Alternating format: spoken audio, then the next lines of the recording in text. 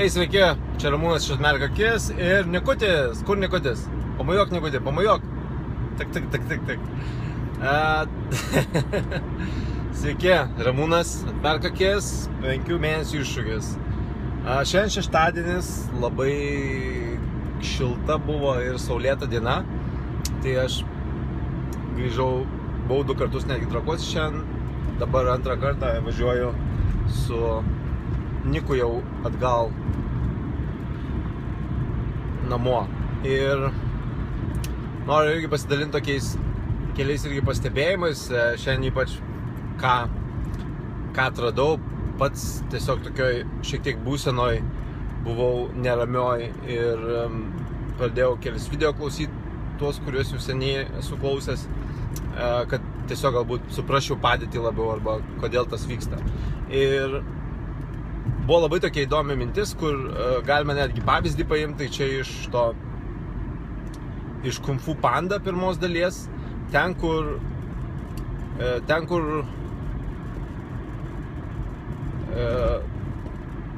meistras tas Sifu, vėžlys, atėjo parodyti, kažką norėjo ten parodyti jam, tam jau jo mokiniui, ir sako,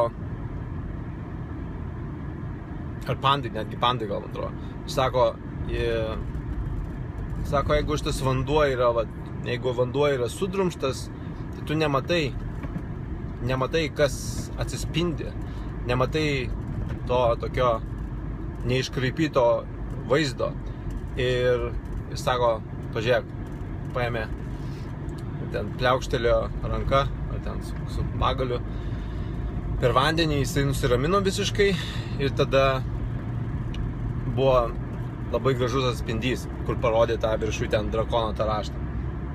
Tai čia panašiai idėja, kad jeigu mūsų protas neramus, minčių daug visokių, iškraipo realybę, iškraipo kaip iš tikrųjų yra, arba kaip mes jaučiamės, ir mes negalime to matyti. Ir aš pats jaučiu dabar irgi tą darydamas, klausydamas tą audio, taip įsiklausiau ir galvoju, taigi aš netgi čia Londone išmokau kelis pratimus ir šiaip iš anksčiau jau tą daręs esu, bet vis kažkaip vis pasimiršti. Tai toks buvo irgi priminimo ciklas šiandien.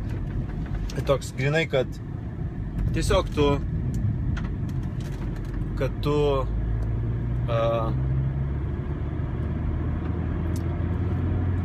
nusiramini, o tai reiškia panaikini mintis savo. O ką reiškia panaikini mintis savo? Tai jeigu, kaip ir sakiau, įsivaizduokime, kad tos mintys yra, jos viena ateina, po to kita pagalvoja, dar kita, ir taip mes po to, žodžiu, kaip YouTube video žiūrėt. Pradedi žiūrėti kažkokį vieną video ir tada tenai, kokia graži saulė, ne? Pradedi vieną žiūrėti video ir baigi kažkokį ten nežinau, dažnai komentarai būna, kaip aš atsiradau šitą video žiūrėdami, kokią nors nesąmonę. Tai čia lygiai tas pats, kad jeigu mes neleidžiame tai pirmai minčiai, pavyzdžiui, aš dabar važiuoju ir ten pamatau koks nors, ten pervažinėtas kažkoks gyvūnas, tai čia mano viena mintis gali būti kilti, o pervažinėtas gyvūnas. Ir iš karto kita mintis eina, o kas atsitiko mašinai, ne, antra mintis. Ir jeigu aš nesustosiu, bus trečia gerai, o tai man, jeigu man trenktų čia iš to gal vietoj, gal prilėtinti reikėtų gerai, bet jeigu prilėtinsiu, žinai, 120, čia nieko baisaus, gal nebus tada. Ir ta prasme, ir mes taip įsivažiuojam ir po to taip iš vien tas triukšmas galvoje. Ir viso to eiga, viso to rezultatas yra visiškai užterštas protas, visiškai užterštos mintys, iš vien šimtai visokių minčių į visas skirtingas pusės, ir tiesiog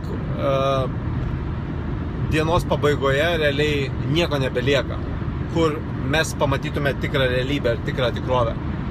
Tai tas ir buvo šiandien labiausiai man kas įstrigo, kad prasivalyti mintis, o tai reiškia, kad iš vis atsikratyti minčių, neleisti joms toliau užvaldyti, ir gaunasi, kad neateina, tu ją ta prasme, jinai susprogsta kaip burbulas koksos ir viskas.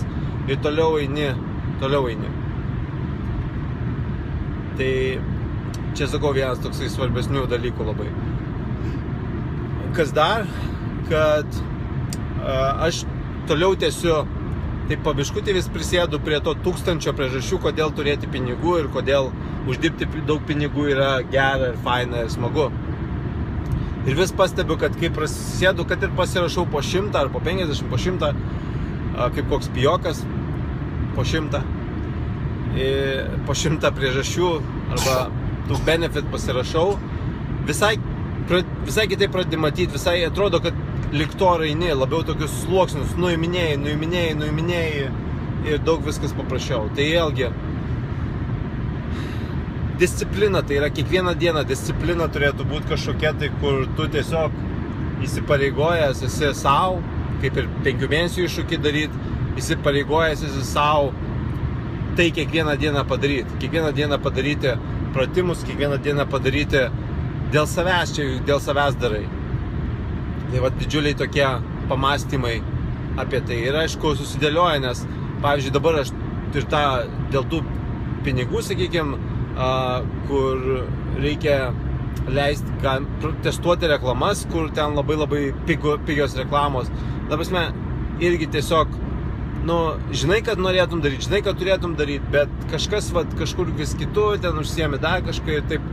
Reikia susidėlioti, kas yra svarbu, kodėl tau tai yra svarbu, ką tu turi daryti, kad tai būtų pirmenybė, užuot antrenybė, tretytybė ir taip toliau, užuot sakęs ten, oi, aš kada nors ten ką padarysiu, arba jo, aš šiandien darysiu, bet čia neišėjo, kad kiekvieną dieną tai būtų padaryta. Labai svarbu. Ir, aišku, tai atsilieps tik į gerą.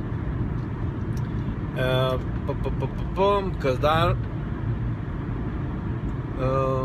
Gerai. Tai va, tokios tokelės. Dar kartą noriu padėkoti visi, kurie dalyvauja, kurie visi žiūrit. Jeigu matėt, yra mano paketas dabar, dar atmerk akis, siūlau ir tą reklamą padaryti, ir dar video įrašysiu, kur parodysiu, kaip ta reklama visa darosi. Tai tikrai yra paketas, realiai aš už dyką vos atiduodu. Žmonės kiti mokėjo vien tik tai, ten, man atrodo, po 100 eurų vien tik tai už kokius mokymus vienus. Tai tiesiog jums yra galimybė ir pasinaudokit būtinai, kas neturit. O kas turit, beje, kas jau įsigiję anksčiau mokymus, tai jiems irgi tuos video atsiųsiu. Taip pat aš tiems žmonėms duosiu galimybę už 50% nuolaidą pasimti asmeninę mano konsultaciją. Kam reikia pagalbos, kam reikia minčių sudėliojimo ar tiesiog pagalbos techniškai, kaip kažką padaryti, irgi galėsite pasinaudoti. Tai tiek, iki, niekutį pamojuok, ate. Iki, hebra, iki.